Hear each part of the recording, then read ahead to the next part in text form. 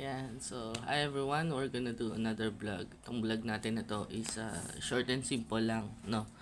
So, yeah, I just like to encourage everyone na yung mga wala pang work, yan, no? Kasi I've been there, no?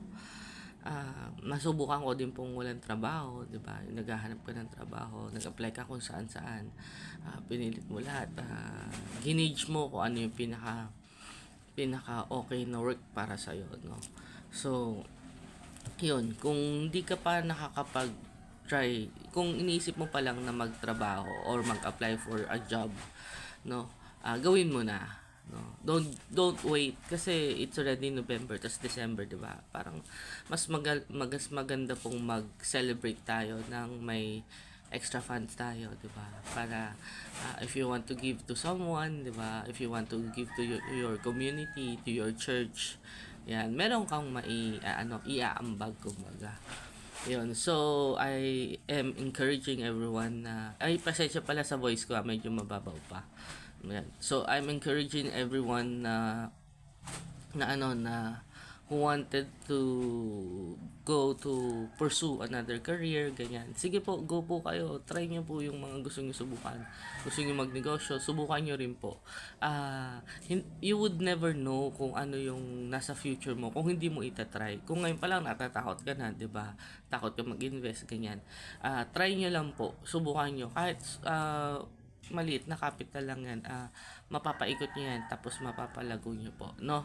And for those who do not have work, yan, I highly encourage you po na mag-apply po kayo. Then, kung may time pa kayo at may konting resources pa, try to check kung ano yung pinaka best option sa inyo para dun sa trabaho na yun, no?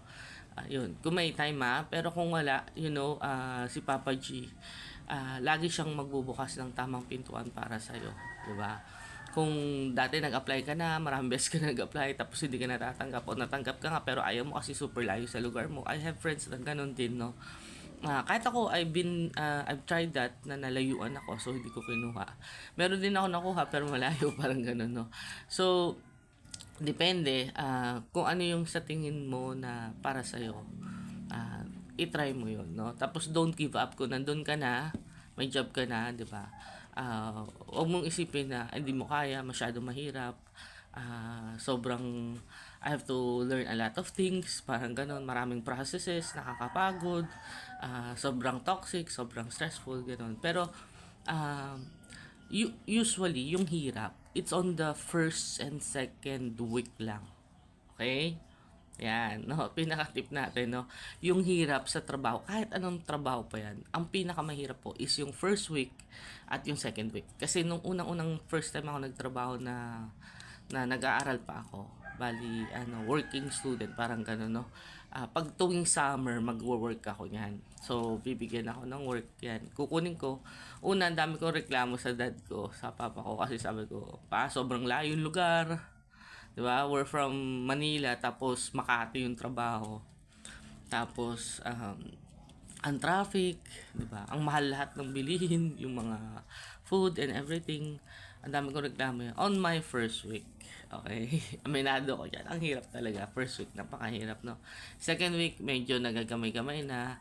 Then third week, nakukuha na, di ba? And then fourth week, mas magaling ka na. So, yun po, sa kahit anong trabaho, yun, mahirap siya. Sa first week talaga.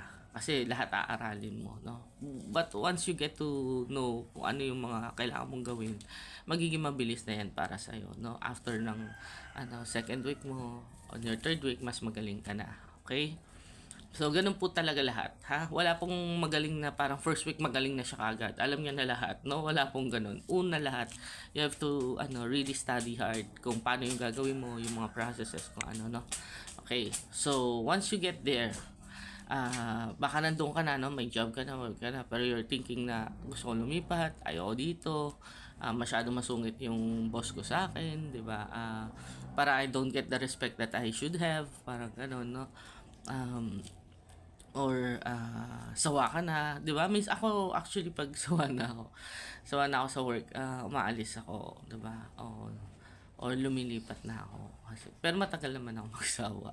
Kaya lang ganun, no? Pagka hindi mo na gusto or you find, kung di naman sa hindi sawa, pero you're thinking of doing another thing na gusto mong mag-aral or something, no? Ask for God's help and guidance kung saan ka talaga, anong way yung pinaka-best sa iyo, no? Kung dapat ba bumalik ka sa masteral mo, 'di ba, para ma-pursue mo yung degree mo, or mag-doctorate ka or what, or mag-broker ka, 'di ba? Hindi ko alam ano yung ano mo ngayon, no? Ah, yeah, basta kung ano yung sa tingin mo na would suit you best, go for it, 'di ba? Kahit sabihin sa'yo ng maraming tao na di mo kaya yan, mahirap yan, hindi ka makakapasa dyan. Try ka lang ng try. And you would never know, baka biglang may magpintong, biglang mag-swing open, no? Yung mga pintuan na hindi mo pa napasok, magugulat ka, nandun ka pala, di ba? Nandun pala yung pangalan mo. Doon ka pala ma-hire. Yan, no? At what else? Bukod doon, yun, ah, sa mga ano naman yung na panghihinaan ng loob, no, lagi nyo lang isipin na zero ka ngayon pero bukas baka 100 ka na, di ba? O baka sobrang down mo ngayon kasi pinagmumura ka ng boss mo, o may mga hindi magagandang bagay na nasabi sa iyo, no? Always pray to God, no? Kasi wala namang ibang makakatulong sa inyo. Lalo na pagka mga ganyan circumstances na you felt like di na ako makakawala dito. Parang dito na lang ako, parang gano'n. Pero hindi mo alam na yung pala may kaya ka pala nilalagay dyan para for you to get to know kung ano yung mga processes, di ba? Para next time malay mo yung kaya ka pala naging crew sa ganyang restaurant kasi next time magiging restaurant owner ka, di ba? No, makakapangasawa ka pala ng may-ari ng restaurant, ganun, no? So minsan meron sa ating pinapagawa na hindi mo maintindihan bakit ito, pero ang layo talaga dun sa pinag-aralan mo, di ba? Pero ito yung binubuksan sa pintuan kasi hindi mo nakikita yung entire picture, yung kabuuan, no?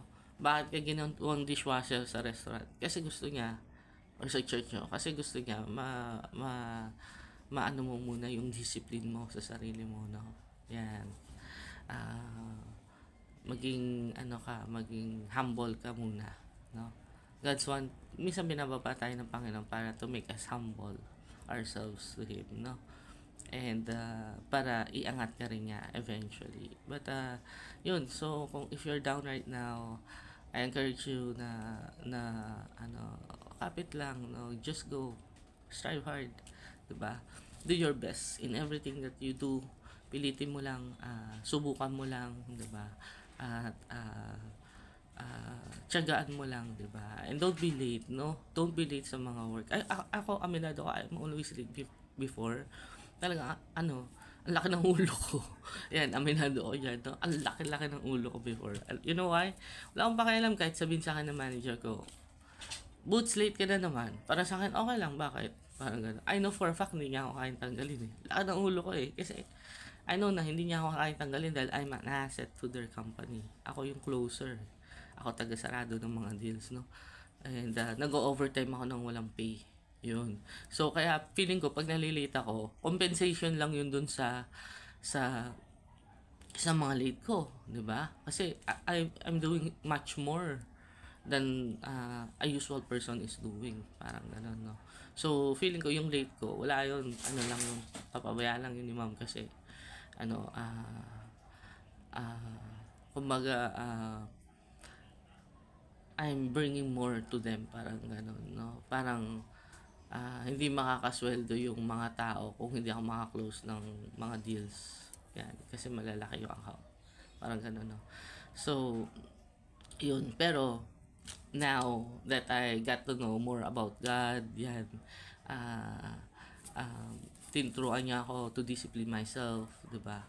Yan. Ngayon, I'm doing my best na hindi ako malate sa mga commitment natin, no.